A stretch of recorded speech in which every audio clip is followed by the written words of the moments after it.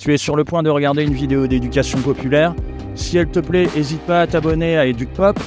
N'hésite pas non plus à la commenter et à la liker. Oublie pas non plus que l'on a un Tipeee si tu veux nous faire un petit don. Bon visionnage. Et je vais vous parler ce soir du dérèglement climatique. Et oui, encore. Alors, je ne suis pas climatologue, non, je suis compteur. Oui, je compte les poissons. Compteur de poissons et plus précisément, compteur de thon. Heureusement, je suis ingénieur, ce qui signifie que je peux vous parler d'à peu près tout en ayant un air très convaincant. Or donc, le dérèglement climatique. Je vais adopter un plan, somme toute classique, thèse, antithèse, synthèse. Thèse, l'avis de mes collègues scientifiques, antithèse, la réponse des politiques, et synthèse, vous verrez bien. Thèse, le dérèglement climatique. Il y a un faisceau de preuves convergentes issues du modélisme numérique, tout aussi bien de l'empirisme, et également de l'étude des prismes, des schismes, de l'électromagnétisme, du paléontogérontologisme, qui convergent toutes pour affirmer que le dérèglement climatique est une réalité. En effet, on ne peut expliquer l'augmentation constante des températures de l'anomalie de la surface de la Terre actuelle sans évoquer une augmentation du forçage radiatif exercé par les ci-devant gaz à effet de serre, j'ai nommé dioxyde de carbone, protoxyde d'azote, méthane, halocarbures, etc. C'est chiant, hein. Eh ouais, moi j'en peux plus. Là, j'ai fait ça pendant des années. J'ai battu mon record de mots en isme ce soir devant vous. Mais là j'en peux plus. Là, je sature, Parce que, vous voulez que je vous dise, le problème, c'est quoi? C'est qu'on vit dans une société scientiste. Et oui, avant, quand on avait un problème, il y avait Dieu. On lui demandait de trouver une solution. Et le curé nous donnait la solution que Dieu avait trouvée. Alors, pour le curé, c'était assez tranquille. Hein.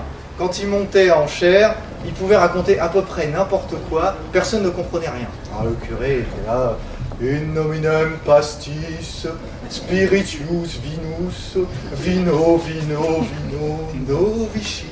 Et ça passait comme une lettre à la poste. Maintenant, on n'a plus Dieu. On a la science à la place. Et ce sont les scientifiques qui ont remplacé les curés. Alors quand on a un problème, on demande aux scientifiques de trouver une solution géniale. Et ils trouvent. On est malade, ils trouvent les médicaments qui prolongent la vie.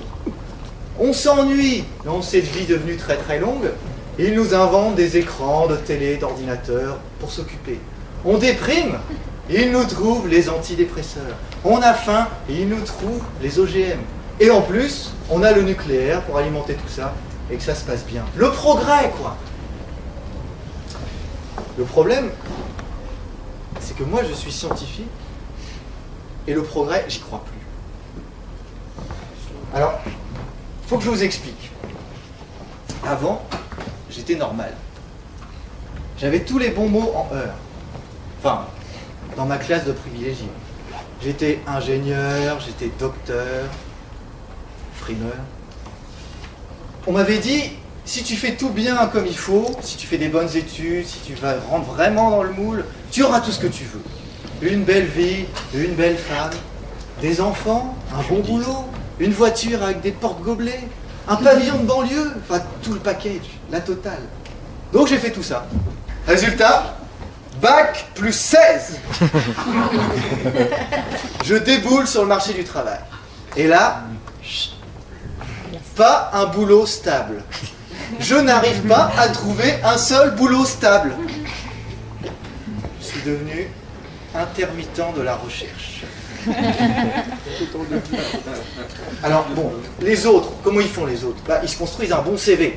Ils vont aux États-Unis. Pas de problème, j'y vais aussi.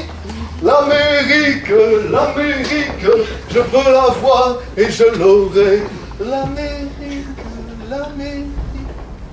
je veux la voir et je l'aurai.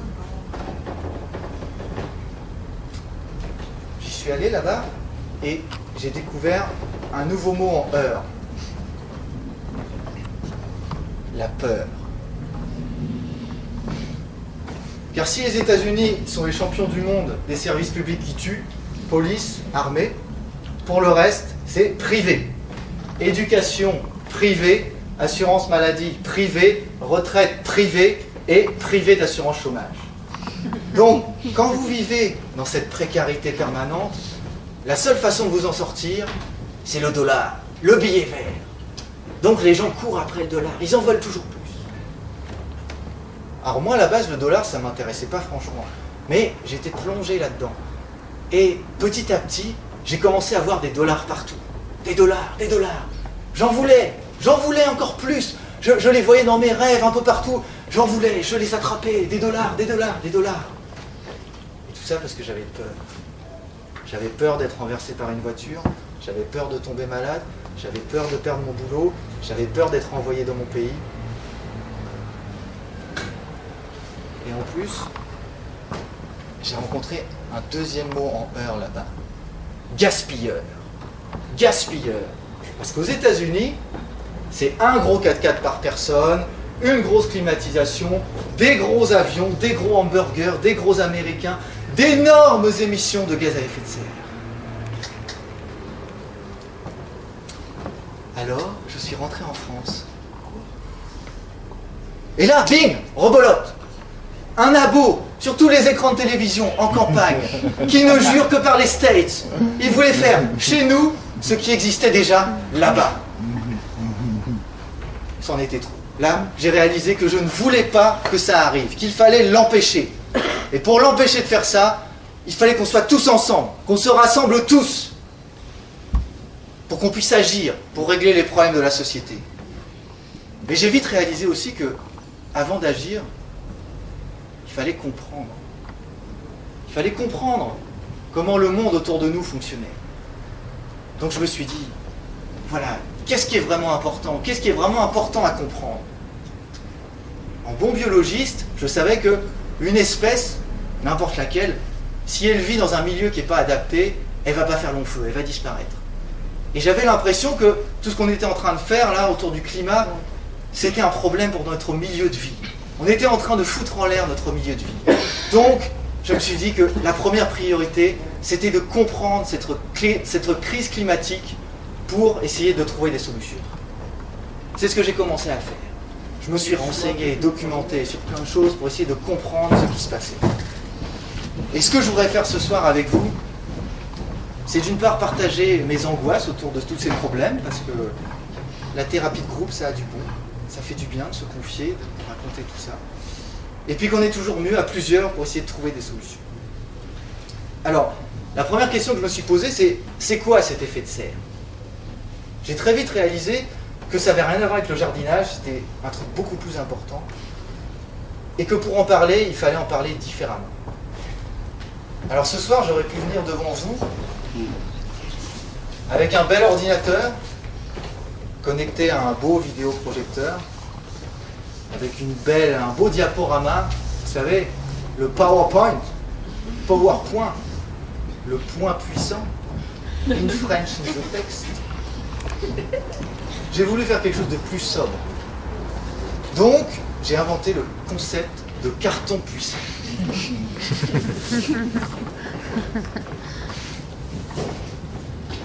Tadam! Le carton puissant. Donc, je vais l'utiliser pour vous présenter ce que j'ai compris sur les gaz à effet de serre. Qui sont-ils? À quoi ça sert? Comment ça marche? Alors, est-ce que quelqu'un peut me dire quel est le gaz qui est responsable du plus d'effet de serre sur Terre? La vapeur d'eau. Le public est trop bon ce soir. Vous avez déjà vu le spectacle? Non, même pas. Ok, bon, alors, le public est très très bon. Cela dit, je vous l'ai dit, je vais faire un truc sobre. Donc pour vous expliquer l'effet de serre, ok, je vais utiliser cette bouteille. C'est la façon dont je me représente la Terre. C'est comme la Terre, hein, ça a une enveloppe comme ça, c'est en verre, donc on va dire que c'est l'atmosphère. Dedans il y a de l'eau, comme les océans sur la Terre. Il y a même un petit peu de dépôt au fond, là, on va dire que c'est la Terre, la vraie Terre. Et puis avec un peu d'imagination, on peut penser que Si on la laisse au soleil, il peut y avoir des petites cochonneries, des microbes, des trucs qui se développent à la surface, donc c'est la vie. Un bon résumé de la Terre, c'est cette bouteille. Donc la Terre reçoit toute l'énergie dont elle a besoin du soleil. Et le soleil chauffe, bien sûr, l'intérieur de la bouteille, chauffe l'eau qui se trouve à l'intérieur. Et l'eau qui chauffe va se mettre à émettre des infrarouges. Ne paniquez pas, infrarouge, je peux expliquer. Alors, j'avais même eu une idée un peu hollywoodienne pour vous expliquer les infrarouges. Parce qu'en fait, tout corps chaud émet des infrarouges. Donc, ce que j'avais pensé faire, c'est qu'à l'entrée du grand parquet, on vous distribue des lunettes à infrarouge. Vous savez, comme dans les films américains, là, pour que le gentil puisse voir le méchant dans le noir. Donc on aurait éteint les lumières, vous auriez mis vos lunettes à infrarouge et vous auriez pu voir vos voisins, voisines, rougeoyer dans le noir. Ça n'a pas été possible. Niveau budget, il y avait un petit souci. Donc il reste deux solutions. Soit vous me croyez sur parole, soit vous pouvez délicatement effleurer votre voisin ou voisine pour sentir ces infrarouges irradiés. Par exemple, madame, ce soir, est rayonnante. Est-ce que vous pouvez vous lever, s'il vous plaît, pour que toute la salle voit comme vous rayonnez. Les infrarouges que vous rayonnez. Appréciez les infrarouges de madame. Ouais. Bravo. Merci, sympa. Voilà. Ils se vengent de la répétition, en fait. Donc les infrarouges. Les infrarouges, les corps chauds émettent des infrarouges. Donc dans la bouteille, c'est pareil. La lumière visible chauffe l'eau de la bouteille qui émet des infrarouges. Mais le problème, c'est que ces infrarouges sont piégés à l'intérieur de la bouteille, parce que le verre laisse passer la lumière visible, mais retient les infrarouges. Donc les infrarouges sont piégés, ils s'énervent à l'intérieur, ça crée encore plus d'énergie, et ça réchauffe encore plus la bouteille. L'effet de serre, c'est ça. Ça marche avec une bouteille, ça marche aussi sur la Terre, sauf qu'à la place du verre, il n'y a pas de verre autour de la Terre, il y a les fameux gaz à effet de serre, qui jouent exactement le même rôle. Et heureusement que cet effet de serre existe. Parce que s'il n'y avait pas de gaz à effet de serre dans notre atmosphère, la température moyenne à la surface du globe serait de moins 18 degrés Celsius. Alors qu'actuellement, on bénéficie d'une température moyenne agréable de plus 15 degrés Celsius, ce qui nous permet d'être là ce soir. Mais attention, il ne faut pas trop non plus de gaz à effet de serre. Notre voisine, Vénus par exemple, son atmosphère est composée à 95% de dioxyde de carbone. Le grand méchant gaz à effet de serre. Eh bien, la température moyenne à la surface de Vénus est de plus 460 degrés Celsius. Pas très hospitalier. Donc si on augmente la concentration de gaz à effet de serre dans l'atmosphère, la température de la Terre va augmenter. Ce qui n'est pas forcément une bonne chose. Donc, revenons à nos moutons. En tant que public génial, vous m'avez dit que le premier gaz à effet de serre, en termes d'importance, est la vapeur d'eau, et vous avez tout à fait raison. Oh, la vapeur d'eau. Donc la vapeur d'eau est responsable de beaucoup d'effets de serre, mais ne pose pas beaucoup de problèmes, parce que l'eau ne reste pas longtemps dans l'atmosphère. On l'a tous expérimenté, quand il y a trop d'eau dans l'atmosphère, qu'est-ce qui se passe? Il pleut. Magnifique. Vous êtes magnifique.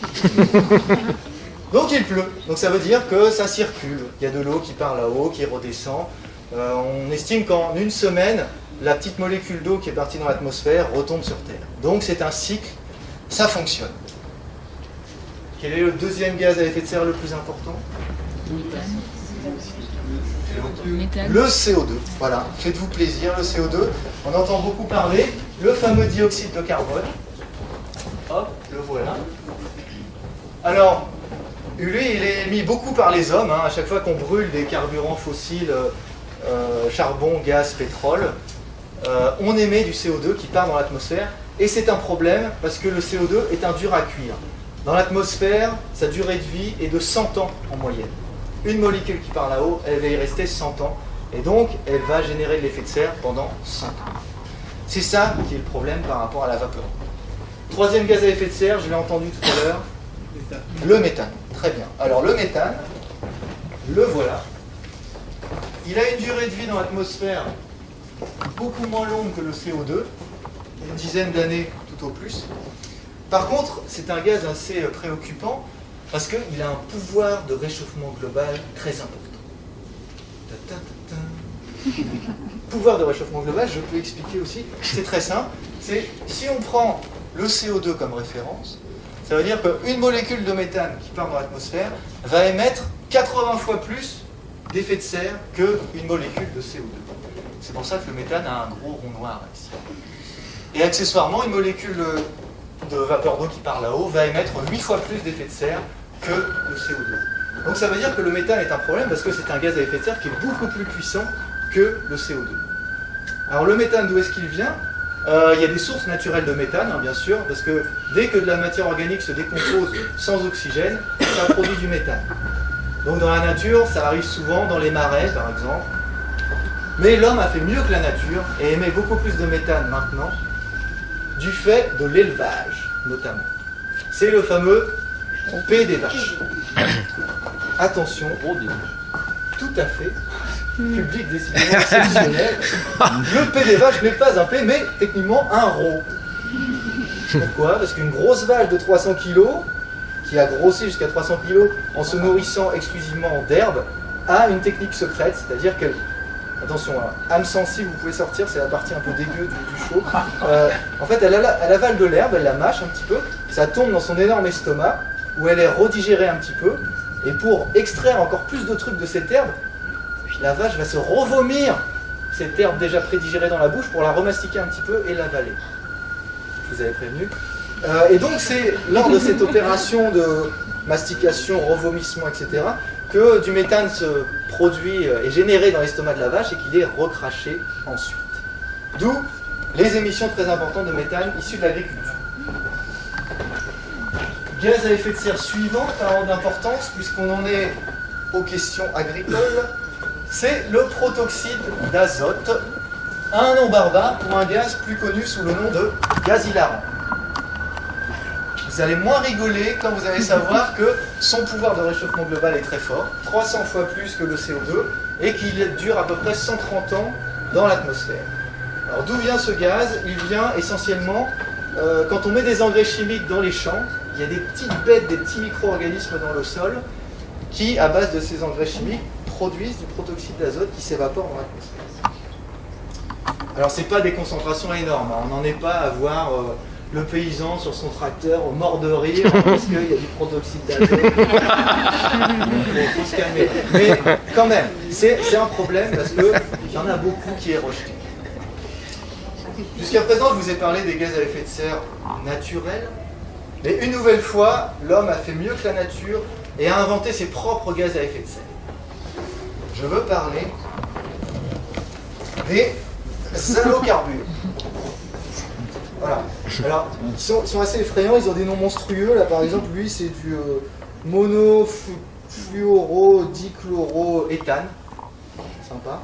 Ce qui est moins sympa, c'est que ces gaz ont un pouvoir de réchauffement global très très fort, plusieurs milliers de fois celui du CO2, et qu'en plus, ils durent très longtemps dans l'atmosphère, plusieurs milliers d'années. Un peu comme nos déchets nucléaires, vous voyez, si vous voulez, comme ordre d'idée. Donc des gaz assez terribles. Heureusement, ils sont en très faible concentration dans l'atmosphère pour l'instant, mais ça augmente parce que ce sont par exemple des gaz réfrigérants. Donc on les trouve dans les clims des voitures.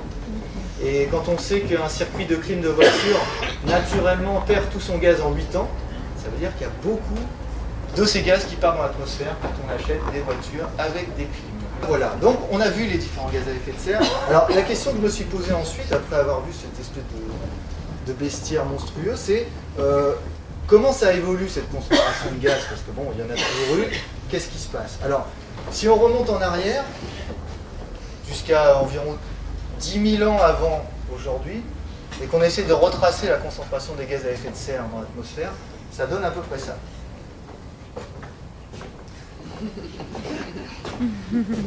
Au début, c'est chiant. Et puis tout d'un coup, ça commence à crever le plafond. Qu'est-ce qui s'est passé? Au moment où ça a commencé à monter un peu, c'est l'époque où l'homme a inventé la chaudière à charbon et a démodé la tradition ancestrale de l'esclavage, qui avait cours jusqu'à présent. Et ensuite, donc, ça a commencé à augmenter un petit peu, et puis tout d'un coup, ça s'est emballé à partir des années 50, quand nous, pays du Nord, avons commencé à nous industrialiser à fond les ballons et à griller de plus en plus de carburants fossiles et à envoyer de plus en plus de carbone dans l'atmosphère. Et quand on regarde l'évolution des températures terrestres, on a à peu près la même chose, hein, c'est assez plat, et puis ça suit l'augmentation des gaz à effet de serre. Donc là, on est à peu près sûr qu'il y a un problème. Il y a un problème quelque part, et qui est lié notamment à la combustion de tous ces carburants fossiles dont je vous ai parlé. Alors après, je me suis demandé, mais est-ce qu'on est vraiment sûr? Est-ce que tout le monde émet la même quantité de gaz à effet de serre? Et là, grâce au carton puissant, j'ai pu fabriquer ça. Vous me dites, ça a l'air assez rudimentaire. Eh ben non, c'est une balance magique qui permet de comparer les émissions de gaz à effet de serre de n'importe qui dans la pièce, ici, là, ou de n'importe quel habitant du monde. Donc, une fois que j'avais fabriqué cette balance magique, il me suffisait de convoquer un panel représentatif d'habitants de la Terre et de les peser. Ce que j'ai fait. Donc j'ai commencé par lui, vous le reconnaissez, c'est nous. Hop, alors je vais le mettre là. Alors un Français moyen émet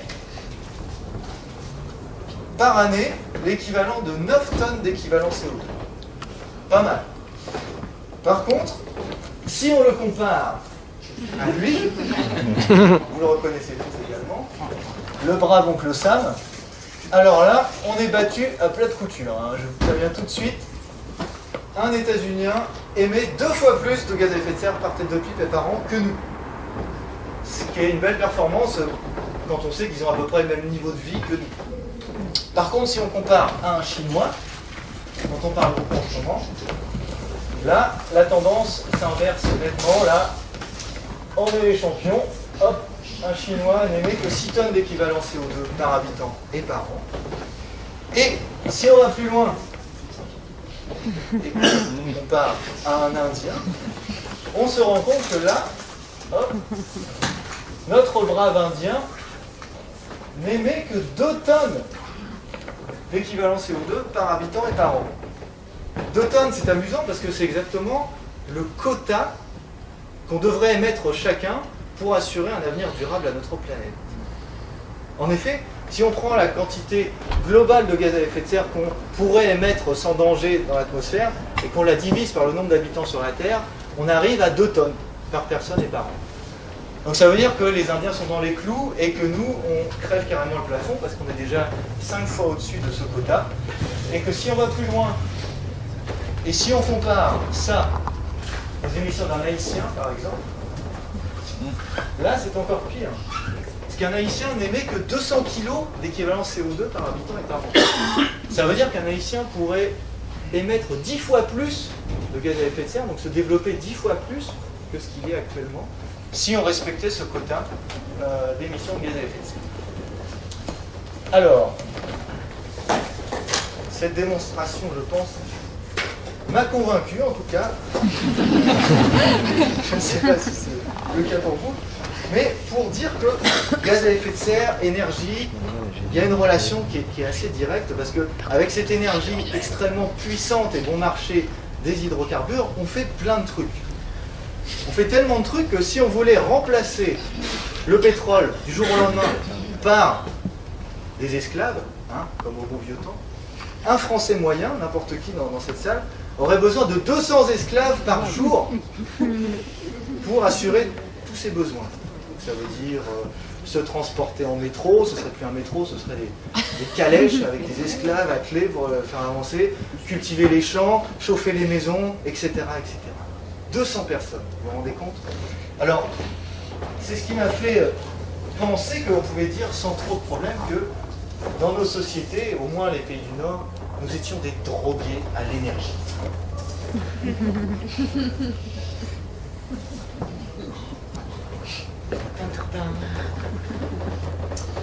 Bon, alors, on est des drogués à l'énergie, c'est dur à admettre, mais ça fait le lien avec la toxicomanie tout à l'heure. Transition. Mais pourquoi? Moi, je me suis demandé, voilà, on émet des gaz, on voit c'est compliqué, tout le monde n'émet pas la même quantité, mais est-ce qu'on a vraiment besoin d'émettre des gaz à effet de serre? Pourquoi est-ce qu'on émet des gaz à effet de serre? Alors je vous pose la question, à votre avis, Pour consommer, un truc un petit peu plus précis, je sais pas. Pour remettre ton micro droit. Moi, ça, je peux le faire sans gaz à effet de serre. Comme ça. J'achète, je jette. Des trucs plus simples. Pour déconner. C'est quoi la question? Tu peux redire? Pourquoi, alors, à quoi ça sert d'émettre des gaz à effet de serre? Qu'est-ce qu'on fait avec. Pourquoi est-ce qu'on émet des gaz à effet de serre? Pour se déplacer. Ça, très bonne réponse. C'est justement le premier poste d'émission de gaz à effet de serre en France, c'est les transports, avec 30% des gaz à effet de serre émis pour se déplacer. Mais sans transport, il n'y a pas rien qui fonctionne. 4%, c'est On va en discuter. Pour l'instant, je vous fais part de ce que j'ai appris. Je suis transporteur. Tous les transports. De marchandises, de passagers, tous les transports. Les avions, les camions, les voitures, tout confondu. 30%.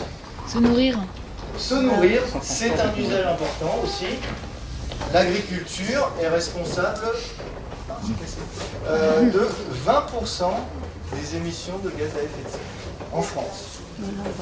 Ensuite, si vous pouvez Se chauffer. Alors, se chauffer. 25% des émissions de gaz à effet de serre. Alors c'est chauffer les maisons, c'est chauffer aussi l'eau pour se laver, pour continuer à sociabiliser aussi. Et il reste un dernier usage. Les loisirs. L'agriculture. Non, j'ai entendu usine. Ma Et fabrique. la réponse est usine, effectivement, bravo. L'industrie qui est responsable de 23% des émissions. Je vais essayer de décaler un peu ça. Voilà. Super. Alors bon, il faut savoir que toutes ces émissions par usage augmentent en général, sauf l'industrie, parce que l'industrie est aux mains de capitalistes dont l'obsession est de faire du profit. Et ces capitalistes ont bien compris que économiser de l'énergie, ça faisait gagner de l'argent. Donc les émissions de gaz à effet de serre de l'industrie ont diminué de 20% ces 15 dernières années, alors que tous les autres usages ont augmenté. Là, à ce moment-là de ma réflexion, je comprenais que c'était compliqué. Il y avait plein de gaz à effet de serre différents, il y avait plein de gens différents qui les émettaient, il y avait plein d'usages différents. Mais qu'est-ce qu'on risquait au final? Parce que bon, c'est compliqué et tout. Est-ce qu'il y a des risques? Là, j'ai eu la réponse très vite, parce que je ne sais pas si vous avez remarqué ces derniers temps, mais on est plutôt bombardé de tout un tas de risques qui sont liés au dérèglement climatique. C'est un peu, ça arrive de tous les côtés. Donc là, ça a été assez facile de me documenter. J'ai essayé de voir d'abord, en regardant dans le rétroviseur, qu'est-ce qui s'était passé dans le passé climatique de la Terre avant. Est-ce qu'il y avait eu des grosses variations de température? Est-ce que ça avait donné? Un bon exemple, c'est les glaciations. Vous savez qu'il y avait des glaciations dans le passé, les mammouths, tout ça. Qu'est-ce qui se passe dans une glaciation? En gros, c'est une diminution de 5 degrés de la température moyenne de la Terre, ce qui est déjà pas mal. Et ça entraîne, par exemple, une diminution de 100 mètres du niveau des mers, parce que tous les glaciers, ils pompent l'eau de la mer, donc il y a moins de mer. Et puis, globalement, on ne reconnaît pas notre planète, parce qu'il y a des glaces partout en Europe. L'Europe, c'est la Sibérie, c'est très très différent de ce qu'on connaît. Sauf qu'une glaciation, ça arrive en 10 à 20 000 ans. C'est sur un temps très très long. Et bien nous, ce qu'on est en train de faire actuellement, on est parti pour faire plus 4 degrés, mais en 100 ans. Yes, we can. Toujours plus fort. Donc, ça vous donne un peu un ordre de grandeur de ce qu'on est en train de faire. Alors, rapidement, les risques, vous en avez tous entendu parler. Il y a une augmentation de température, donc il y a plus d'évaporation, il y a plus d'eau dans l'atmosphère, il y en a moins sur la Terre. Donc, sécheresse, les déserts augmentent, surtout dans le sud, les pays qui sont les moins riches vont être concernés. Il y a moins d'eau, donc il y a moins de nourriture, risque de pénurie alimentaire. Et un problème très important, c'est que jusqu'à présent, la vie, la nature, la biosphère, enfin surtout les plantes en fait, se comportent comme ce qu'on appelle des puits à carbone. Il faut vous imaginer des puits et puis ça absorbe du carbone. Mais on imagine que si la température augmente trop et qu'il y a trop de carbone dans l'atmosphère, au bout d'un moment, ces puits ils vont saturer, quoi. Ça va déborder et le processus va s'inverser. Au lieu d'être des puits, ça va devenir des sources de carbone. Le puits va déborder. Et ça, c'est assez flippant parce qu'on ne sait pas trop quand est-ce que ça va arriver et comment ça peut se produire. Un bon exemple, c'est, vous avez tous entendu parler, en Sibérie, Il y a des grosses émissions de méthane maintenant. Il y avait du méthane qui était stocké dans le sol gelé. Et maintenant, il est en train de repartir dans l'atmosphère parce qu'on a franchi un seuil de température. Donc il y a ces seuils de température qui sont difficiles à évaluer. On ne sait pas trop ce qui va se passer. Ensuite, il y a d'autres choses. Par exemple, les maladies tropicales. On imagine que le paludisme va revenir dans nos contrées puisque les moustiques vont trouver des lieux de vie plus favorables chez nous. Tout ce genre de choses-là. Et le gros truc, le gros problème qui va se poser aussi, c'est que parallèlement à tous ces problèmes de réchauffement climatique, on va avoir de moins en moins de pétrole, d'autres énergies, pas chères, puissantes. Donc on va avoir de moins en moins de moyens pour s'adapter à tous les problèmes qu'on va avoir à l'avenir. Et connaissant la capacité qu'ont les hommes à se taper dessus lorsque les problèmes surgissent, on peut imaginer que notre avenir géopolitique ne va pas être très très réjouissant. Donc, voilà, un peu comme vous, hein, j'en étais là, mes réflexions, je me disais, dur quand même, je commençais à regretter d'avoir emprunté ce chemin. Heureusement, autour de moi, j'ai vu un phénomène incroyable se produire. J'ai vu plein de choses devenir vertes, verdir. Alors, on a vu hier vert, c'est la couleur de l'espoir, de l'espérance, de l'écologie, de tout ça. Les panneaux de publicité, par exemple, devenaient tout verts. Les écrans de télévision devenaient tout verts. Les voitures devenaient tout verts. Comme par enchantement. C'était magnifique. Ça voulait dire que, par exemple, Areva, qui produit des déchets nucléaires depuis des décennies, était présenté comme le sauveur de la planète. Areva allait nous sauver du dérèglement climatique. Total, qui était responsable du problème en extrayant du pétrole à qui mieux, investissait dans les éoliennes, dans les panneaux solaires, et devenait tout vert également. Les fabricants de voitures, pareil, ils collaient des pastilles vertes à tour de bras sur leur voiture. Donc, ça m'a redonné de l'espoir. D'un côté, j'avais peur, on faisait peur, tout le monde, les écolos, même les écolos me faisaient peur. Et heureusement, de l'autre côté, il y avait la publicité, il y avait toutes ces grandes firmes qui me rassuraient, qui me disaient « Ne t'inquiète pas, la croissance verte est là, tout va bien se passer. » Bon, j'avais encore des petits doutes, hein. Je dois vous avouer que j'étais un peu perplexe. Et heureusement, boum, hasard du calendrier, arriva Copenhague. Copenhague, alors vous en avez entendu parler aussi, je suppose. Donc Copenhague, c'était super, c'était les dirigeants de notre belle planète qui se rassemblaient pour trouver justement un problème à la crise climatique. Donc moi j'étais super j'étais là, ouais, ça y est, enfin, ils ont compris la nature du problème, le danger, ils vont faire quelque chose. Et là, j'ai pas pu m'empêcher, quoi. Je devais y aller. Je sentais que ça pouvait pas se passer sans moi. Donc j'ai dit, Copenhague, j'y vais. La conférence climatique, je veux la voir et je la verrai. En fait, j'ai pas vraiment vu la conférence climatique parce qu'on avait des petits soucis avec les CRS danois. Je vais pas vous raconter tout ça en détail. Je vais plutôt essayer de vous résumer ce qui s'est passé à Copenhague. Alors, pour ça, je vais faire de nouveau appel au carton puissant, avec le petit théâtre de Copenhague. Parce que ce qu'il faut bien comprendre, c'est que Copenhague, c'était le théâtre des nations. Hein. C'était pas autre chose. Donc on avait des acteurs, on avait des metteurs en scène. Alors, les metteurs en scène n'étaient pas très motivés dès le départ, mais on pouvait se dire, tant pis, hein, il y a des super acteurs, ils vont peut-être brûler les planches, ils vont raconter tout ça. Donc je vous présente mes acteurs, c'est un peu les mêmes que tout à l'heure. Hein. Donc on avait des pays du Sud, on avait l'Inde, on avait des pays africains, on avait des Chinois aussi, alors, je ne sais pas où sont passés les Chinois. Ils sont importants quand même. Ah ouais, les Chinois, hop. Et on avait des Européens. Alors, Copenhague, premier. Donc la première semaine de Copenhague, c'était super. Quand le baba cool, tout était bien, tout était beau. Donc c'est les pays du Sud qui ont pris l'initiative, ils ont pris les choses en main. Alors, vous les pays du Nord, vous êtes le responsable de la dette climatique. Vous avez émis des gaz à effet de serre pendant des années. Vous êtes le responsable de 80% du problème.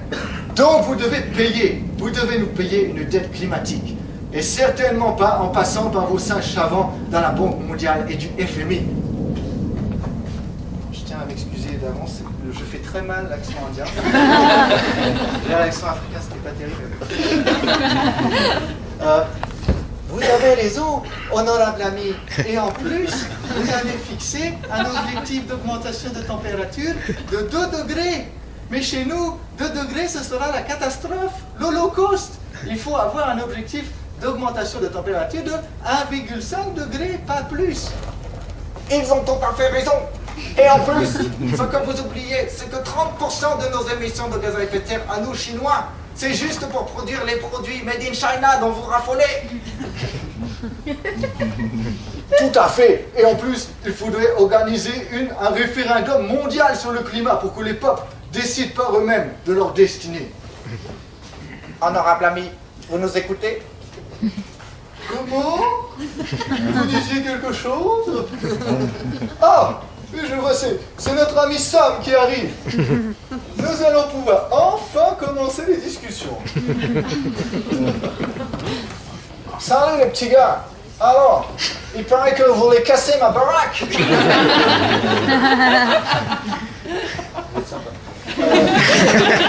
C'est vrai qu'on émet beaucoup de gaz, mais les Chinois, ils en émettent 4 fois plus que nous. Enfin, plus que nous maintenant. Et en plus, il faut les surveiller, hein, parce qu'ils ne tiennent pas leur parole quand on leur dit de réduire. Mais, honorable ami, vous oubliez que nous sommes 4 fois plus nombreux que vous. Pourquoi est-ce qu'un États-Unien aurait le droit de polluer 4 fois plus qu'un Chinois? Eh bien, parce que nous sommes le pays de la liberté, et qu'en plus, on a la plus grosse armée.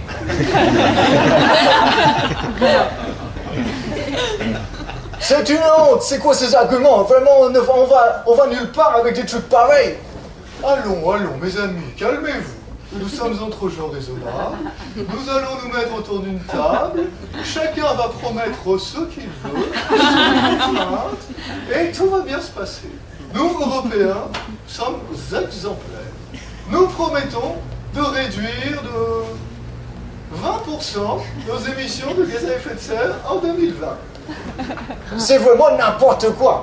Les climatologues disent qu'il faut réduire de 40% en 2020. Oh, écoutez, ça commence à bien suffire, hein, vous?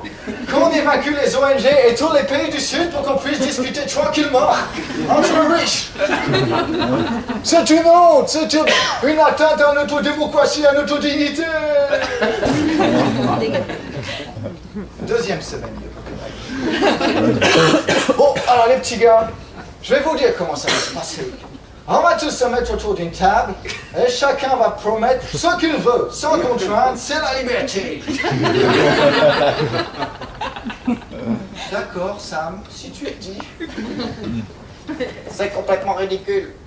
Nous ne ferons pas le premier pas si vous en restez sur des propositions aussi disproportionnées. À la bonne heure, il est d'accord. Appelez l'ONU que nous signions ce traité et que nous partons d'ici. Ça caille à Copenhague. Voilà, Copenhague ressemblait de plus en plus à Flopenhague.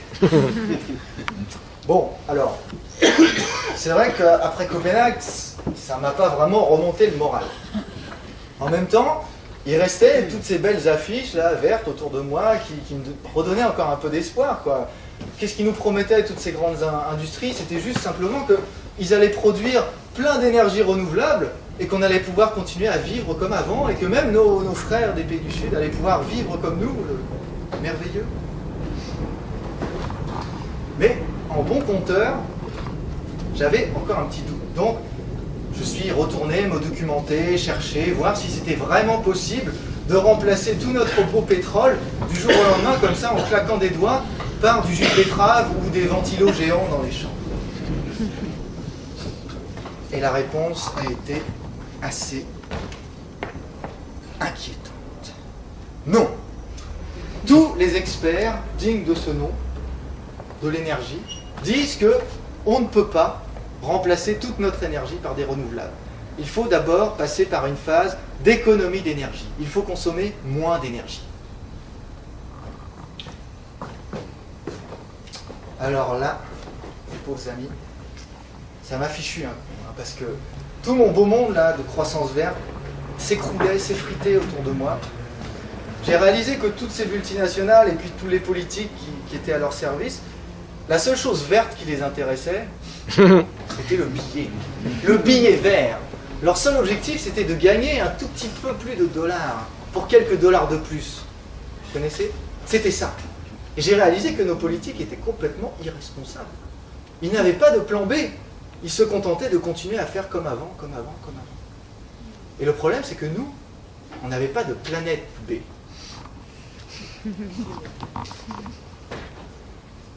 Alors, là, j'aurais pu sombrer dans une déprime monumentale, mais bizarrement, c'est un peu l'inverse qui s'est produit. Là, j'ai vraiment réalisé qu'on allait devoir changer. Il fallait qu'on change. Et que devoir changer, ça pouvait être positif aussi. C'est-à-dire qu'on pouvait nous-mêmes, tous ensemble, essayer d'inventer un plan B qui soit moins mauvais que tout ce qu'on nous proposait. Donc j'ai commencé à cogiter, à me dire, voilà, le changement, il faut faire quelque chose. Alors, quand on veut changer, le premier problème, c'est par où commencer? Qu'est-ce qu'on peut faire? Donc moi, ce que j'ai commencé à faire, je me suis rappelé de quelque chose que M. Gandhi avait dit un jour. M. Gandhi avait dit, tu dois être le changement que tu veux voir dans le monde. Je vous laisse méditer là-dessus quelques instants. Donc ça voulait dire que le premier niveau auquel il fallait que je change, c'était au niveau individuel. Donc là, rebolote, je me suis mis à me renseigner, à essayer de voir qu'est-ce que je pouvais faire, à quel niveau je pouvais changer pour vraiment commencer à émettre moins de gaz à effet de serre. Alors, la première chose que j'ai fait, étant intermittent de la recherche, ça me donnait un avantage, c'est que j'étais amené à déménager assez souvent. Donc je pouvais choisir mon lieu de vie. Donc j'ai commencé à choisir mon lieu d'habitation à côté de mon travail. Ça me permettait d'aller au travail en vélo, en transport en commun, voire à pied. Donc d'économiser beaucoup, de quasiment laisser tomber la voiture. Après je me suis mis à prendre le train.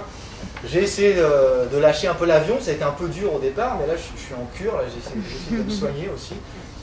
Donc ça m'a permis quand même sur les transports de lâcher pas mal. Au niveau de l'habitat, bon, comme j'étais intermittent de la recherche, j'étais locataire hein, forcément, donc je ne pouvais pas trop isoler ma maison, c'était pas possible.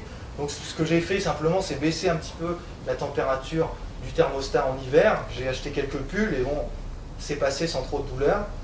Et le dernier grand truc que j'ai fait, c'était pour l'alimentation. Alors là, je me suis dit, je me suis documenté encore une fois, hein, le compteur, hop. Et là, j'ai réalisé que le bio, c'était pas seulement pour avoir des bobos en bonne santé. Ça pouvait être bon pour la planète aussi. Pourquoi? Parce que quand on mange bio, on mange des produits qui ont nécessité beaucoup moins d'émissions de gaz à effet de serre pour être produits. Parce que ça veut dire qu'on n'a pas utilisé d'engrais, on n'a pas utilisé de pesticides, on n'a pas fait venir de l'aliment pour bétail de l'autre bout du monde. Donc en moyenne, pour la viande rouge, quand on mange bio, on émet 30% en moins de gaz à effet de serre. Et quand on mange le reste, c'est-à-dire les légumes, etc., on émet environ 50% de gaz à effet de serre en moins. Donc, j'étais assez content. J'étais en forme en plus, hein, parce que je faisais du vélo, je mangeais des pommes bio. C'était cool. Mais bon, ça m'a satisfait un temps, mais au bout d'un moment, je me suis dit, il y a encore des problèmes. Hein. Mon appart, c'est encore une passoire, hein, niveau énergétique. Je chauffe l'extérieur, je peux rien y faire. Toute mon électricité, là, ça vient encore d'une centrale nucléaire, c'est pas terrible. Et puis surtout, je me suis rendu compte que si j'avais pu changer, là, faire mes petits trucs à mon niveau, c'est parce que j'avais quand même quelques moyens. J'étais intermittent de la recherche, mais j'avais un salaire, je pouvais faire des trucs, quoi, et je me rendais bien compte que les gens qui avaient moins de moyens, ils ne pouvaient pas s'adapter, quoi, ils n'avaient pas le choix. Donc là, j'ai réalisé qu'il fallait aller plus haut, il fallait taper plus haut, au niveau politique. Alors c'est compliqué hein, au niveau politique, parce que déjà, j'avais eu l'expérience de Copenhague, donc je savais qu'au niveau international, c'était un peu foutu. Donc je me suis dit, je vais agir au niveau local. Local, ça c'est bien, on peut prendre des trucs concrets, des solutions concrètes, super. Alors, là, j'ai essayé de devenir un révolutionnaire climatique. C'est-à-dire que j'ai essayé de motiver les gens autour de moi pour qu'on fasse des trucs ensemble, qu'on aille faire pression sur les politiques, qu'on sauve la planète, qu'on fasse des barricades en matériaux recyclés, qu'on monte sur les barricades. Je suis ici par la volonté des peupliers et je n'en sortirai que par la force des côtes de blettes. Hein, ce genre de choses-là, vous voyez. Faire des lâchers de panneaux solaires sur les toits, des lâchers de vélos sauvages dans les villes, enfin, des trucs tripants comme ça. Bon, je dois vous avouer, ça n'a pas très bien marché. Hein. Je ne dois pas être un super leader d'éco-guérilleros.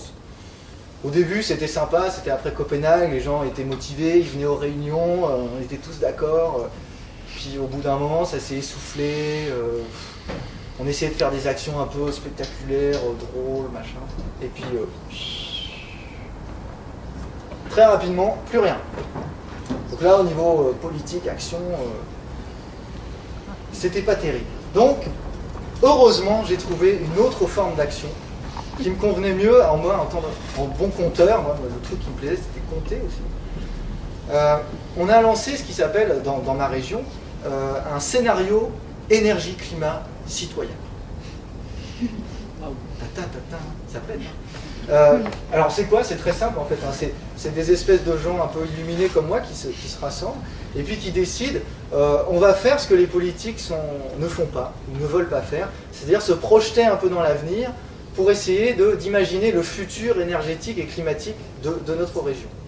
Donc en gros, on compte toutes nos consommations d'énergie sur la région, on compte aussi nos émissions de gaz à effet de serre, et on essaie de discuter, de raisonner pour les faire diminuer de façon à limiter les effets du réchauffement climatique et autres. Donc pour nous, c'est passionnant, hein, on se réunit comme ça, on fait des réunions à 2-3, on s'enthousiasme sur les émissions de méthane par tête de vache ou la production électrique d'une éolienne, enfin ce genre de choses-là, vous voyez, des trucs passionnants. Et quand on met tout ensemble, c'est quand même bien. Parce que on est un peu en train de dessiner la société idéale dont on rêverait. Et on se rend compte de plus en plus que cette société, c'est pas le retour à l'âge des cavernes qu'on nous présente souvent.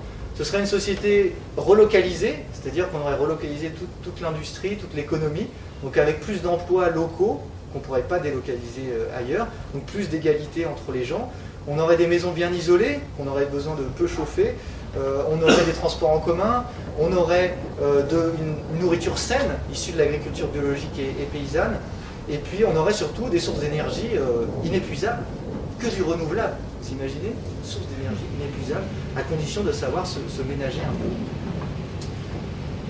Donc en conclusion de ce long exposé, je voudrais... Bravo.